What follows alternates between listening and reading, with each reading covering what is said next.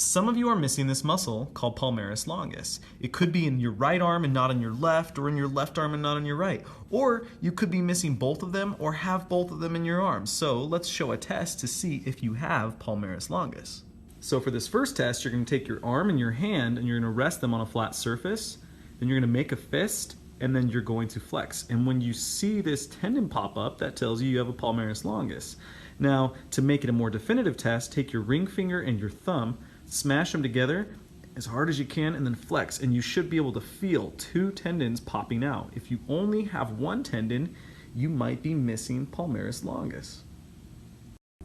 I want to talk about the largest blood vessel in the body, the aorta, but in order to see it, I have to reflect back this connective tissue layer called the pericardium, and we can see the aorta. Now this is really cool. Watch what happens. I can push it, and it'll bounce back every single time. The reason why is because it's loaded with elastic fibers that allow it to expand as the heart beats. But this thing is about the size of a garden hose. I want to show you something really cool that not a lot of people know of, you see, because this is the small intestine, but it's attached to the body with this yellow, very vascular tissue called the mesentery. Now, this mesentery helps drain the nutrients that the small intestines absorb and bring them into the body, into the liver. It also attaches the intestines to the body wall. If you've ever seen the zombie movies, if someone gets a cut in the abdomen, their intestines are all over the floor, and that's just not the case. You see, they're attached to the body with this mesentery. What you're looking at here is the left hip of a human male, but I want to bring your attention to this area here called the femoral triangle. And you may have already noticed there is a gigantic blood vessel here called the femoral artery. Now, it's very superficial. There's not a lot of tissue on top of it, just connective tissue and skin. And that makes it a gigantic liability. If this thing gets severed, you are dead within minutes.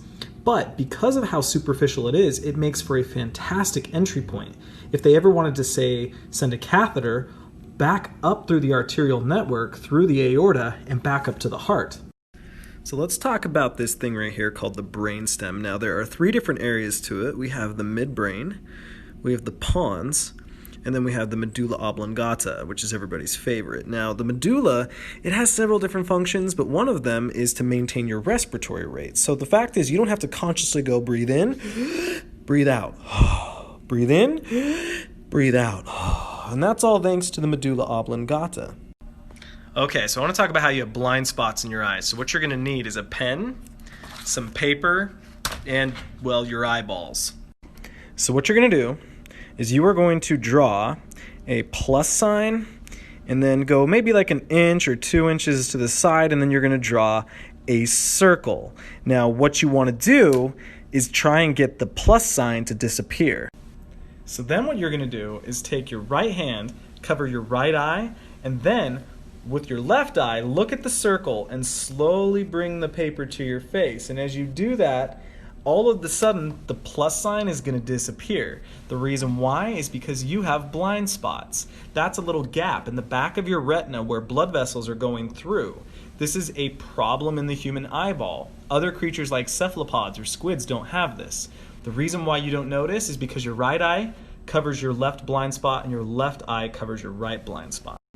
Let's talk about charley horses or muscle cramps. You see all these little fibers? They run all the way up the length of the muscle belly, and inside of there are a bunch of proteins, and those proteins cause the fibers to shorten or contract. So you can kind of picture this contracting to get shorter. In a charley horse or muscle cramp, something is causing these fibers to contract when you're not supposed to. And even more importantly, it refuses to let go. So a lot of times people will do stretching and try to just literally physically separate the proteins from one another, but it could even be an electrolyte imbalance. The fact is, we just don't really know what causes charley horses or muscle cramp. What you're looking at is the top of the skull, and you can see all these squiggly lines. These are called sutures, and this one specifically, which would be on the top of your forehead, is called the coronal suture. Now, what's crazy is this same suture is located right here. This is another skull, and you can still see those squiggly lines, but they have this pink tissue in there, and those are collagen proteins. It's basically just helping to keep the bone together. But that's the difference. When you have the proteins in soft tissue, it's obviously going to look different, and it's just kind of cool to compare the difference between those pink squiggly lines and ones that have been completely removed. Let's talk about a tissue that is fundamental to biology, and it's called connective tissue. You see this stuff that looks almost like cobwebs? These are collagen proteins that help keep every single one of your muscle cells, and in fact, everything inside of your body connected. Let's talk about a lobotomy. You see this hole right here? This hole is in a very thin piece of bone called the orbital plate. They used to take an ice pick, slip it above the eye, crack through that orbital plate, and enter into the neurocranium, where they would then sever part of the brain. If you're interested to know more about a lobotomy, we went ahead and filmed a YouTube video, so go ahead and check it out. Here we are again with this real human skeleton, and I want to look at this bone right here called the hyoid bone. So you can see that it's suspended with this metal, but that's really its actual location. This is the only floating bone in the body. You see, this is in your voice box or your larynx, and it's embedded with cartilage and suspended with muscle. So kind of cool that this bone right here is floating. Now, if you want to feel it, you can squeeze the side of your Adam's apple, and as you swallow, you're going to feel it go up, and then it's going to go down. Really cool, unique bone.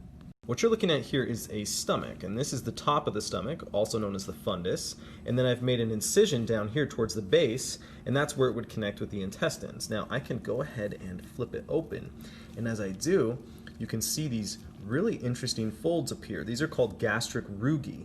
They literally mean stomach folds, and what they do is they allow the stomach to expand as you stuff it full of digested food. And so, because their stomach is a storage facility. Now the black color, that's just leftover digested material as it interacted with the embalming fluid. But yeah, this is what your stomach looks like on the inside.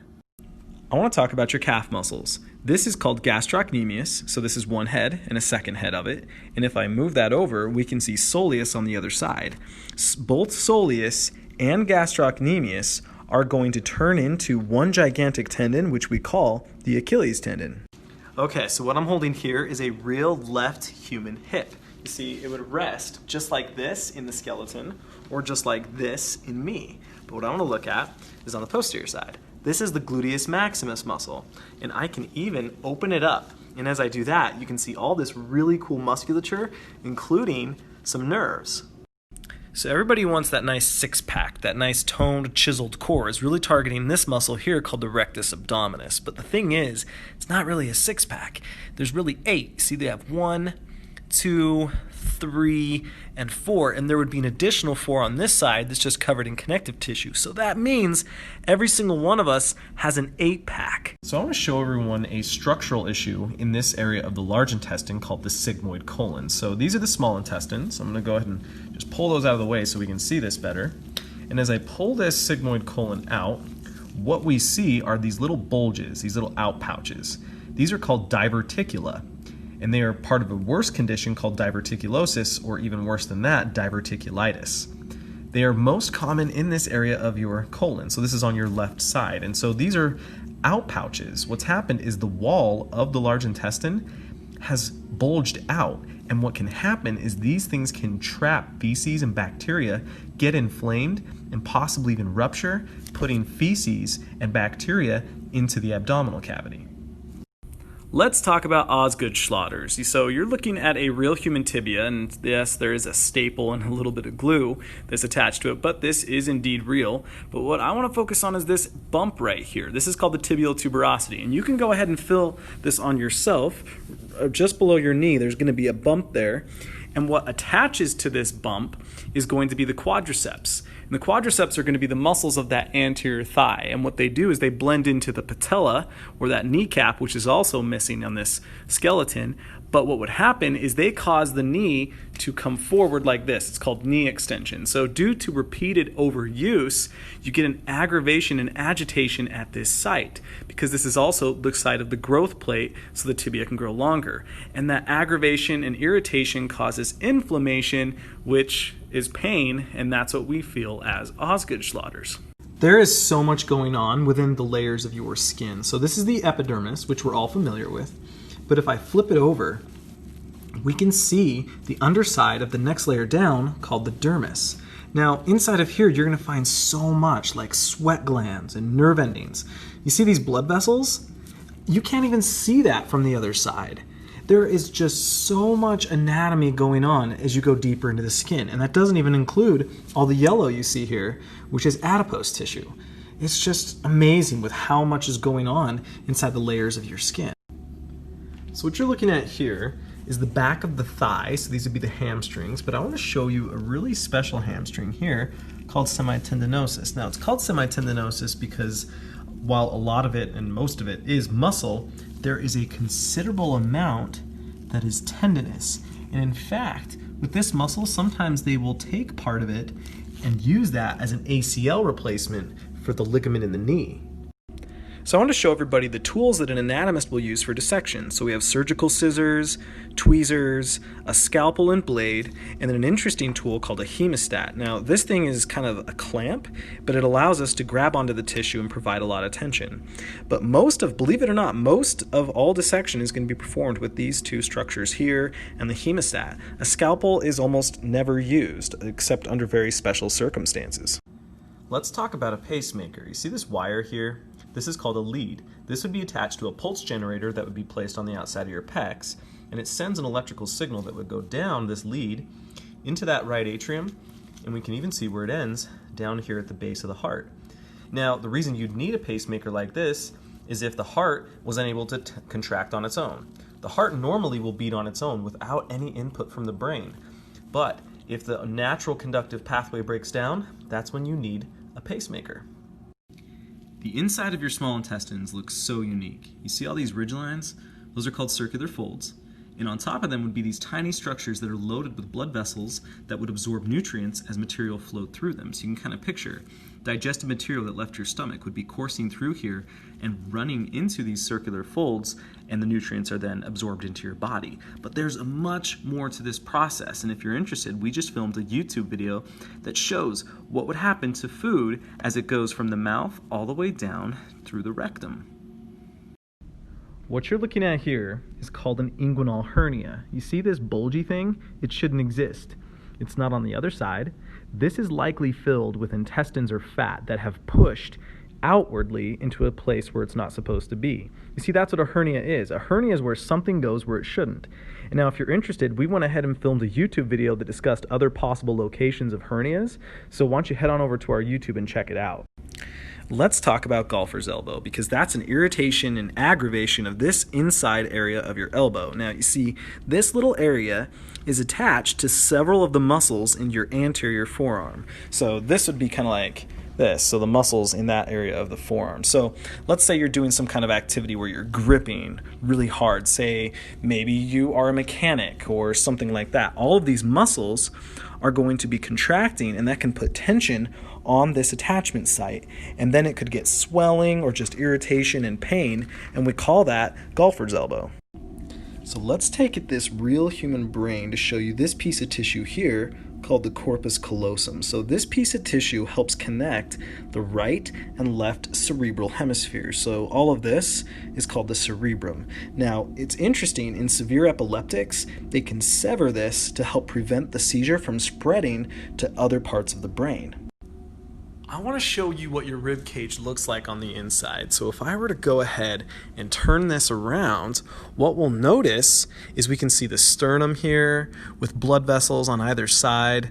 This is kind of cool. I can even see some spongy bone on that sternum.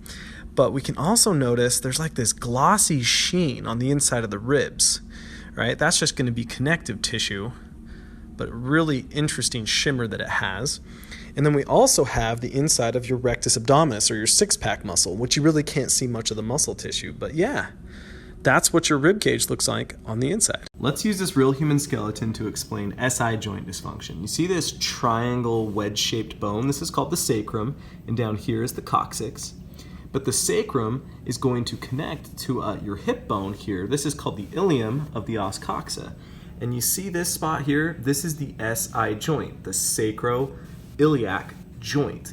And you have one on either side, and this is where what's called your axial skeleton, or your upper body, is transitioning into the lower body. Now, normally there's not supposed to be a lot of movement at this joint, but if you start to get an excessive amount of movement, say as the sacrum acts like a wedge and literally starts to push and separate the os cocci away from each other, you can get what's called SI joint dysfunction, and it manifests as a lot of pain. Pregnant women get this a lot, and so do a lot of athletes and people who are just on their feet a lot. This is your trachea, or what you would probably call your windpipe. And I want to show you that it has this really cool ability to act like an accordion. You see, that comes from these pieces of cartilage being connected by soft tissue.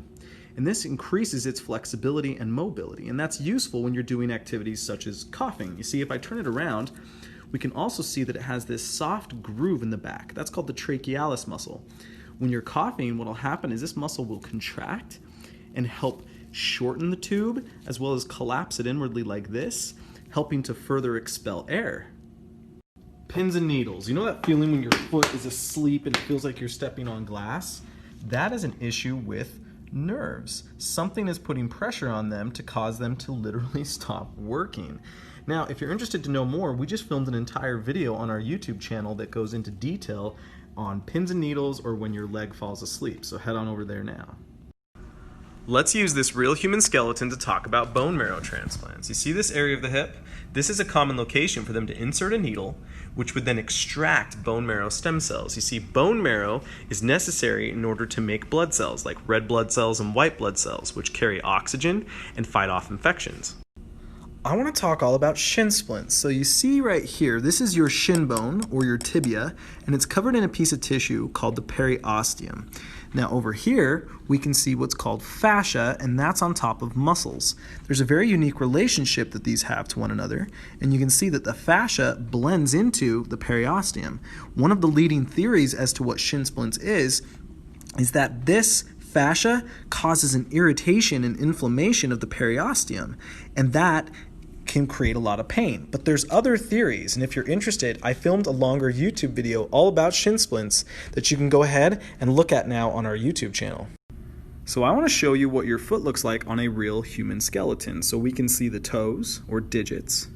We can see what are called the metatarsals, which are the longest bones of the foot, and they simply connect your digits to your ankle bones. And there are 7 different ankle bones. We can see the cuboid right here, the cuneiforms. This one is called the navicular.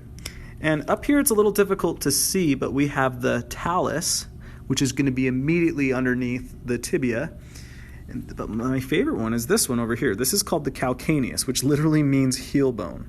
And back here, this is where the Achilles tendon and gastrocnemius and soleus muscles are going to attach. But this is what your foot looks like underneath all your tissue. So I want to talk about seizures. You see, I'm holding the right hemisphere of a real human brain. Now, in a seizure, what can happen is the neurons, the cells of the brain, can start firing when they're not supposed to, and it can even, in some cases, spread and recruit other neurons, so it spreads over the surface of the brain. Depending on which area of the brain is seizing up, you get different symptoms. Sometimes the whole brain is involved, and you get this just complete shutdown of the body. Other times, it's more localized, and you get a very specific set of symptoms depending on where the seizure occurred. This is going to seem a little strange, but this is part of the tongue. So you can kind of picture the tongue curving around like this. This is the back side, and if I open it up like this, on the surface we see these bumps. These are called the valate papillae. These are not taste buds, rather taste buds are on them. You see, taste buds are microscopic structures, but these are in the back of all of our tongues. I want to take a look at these extremely deep muscles in your back. You see, these are below or deep to the latissimus dorsi muscle. So we've removed this muscle on this side. And what you can see are these backstrap muscles. And there are 3 that are visible. We have a really small one here, another one from here to here, and then another one like this. Now these 3 muscles are going to run from the low back pretty much up into the neck. And what they do is maintain posture. You see, without them, you would be unable to extend your back or slowly guide yourself forward. These are working regardless whether you're sitting or standing. These are some of the hardest working muscles in your body. A question we get a lot is, can you see muscle knots in cadaver muscle tissue? And it's a great question. I mean, look at this. We can see the fibers, we can see the connective tissue. This is a muscle called rhomboideus major, and it sits just underneath the trapezius in your upper back. And why I like looking at this muscle is because this one in particular is usually riddled with muscle knots. But as far as I can tell, looking at these muscles, you can't see any muscle knots. That doesn't mean it's not possible, but I've never seen one. Let's talk about your IT band. You see, this thing has become something of a celebrity these days, with everybody foam rolling it like there's no tomorrow. But what you need to understand is that this is a uniquely human tissue. You see, your femurs don't come straight up and down like this. In reality, they come at an angle. We call that the quadriceps angle. But what that means is that the center of the bone experiences more bending force and could possibly break. So what happened is your body developed this tension strut, this piece of tissue that goes down on the side like this, called the IT band. So the fact is, the IT band is supposed to be tight. If it wasn't, it wouldn't be able to help distribute the forces that the thigh is experiencing. Now, can it be too tight? Absolutely. But that doesn't mean you'd want to foam roll out the IT band itself. Instead, you'd want to focus on the muscles right here, like the TFL or the gluteus maximus, that connect to it, that if the muscles are tight, then this itself would get tighter. Let's talk about the Adam's apple. You see this? This is a piece of cartilage on the front side of your larynx, which is this entire structure, or your voice box. Now, this tough piece of cartilage serves the purpose of protecting the vocal cords, which are just deep to it, so they would be projecting in this direction. Now, a lot of you have probably heard that only males have an Adam's apple. That's just not true. Everyone wants to have one because it helps protect those vocal cords. But in males, testosterone can fuel this, making it get larger and grow out and project out the front of the neck. And that serves another purpose of deepening his voice.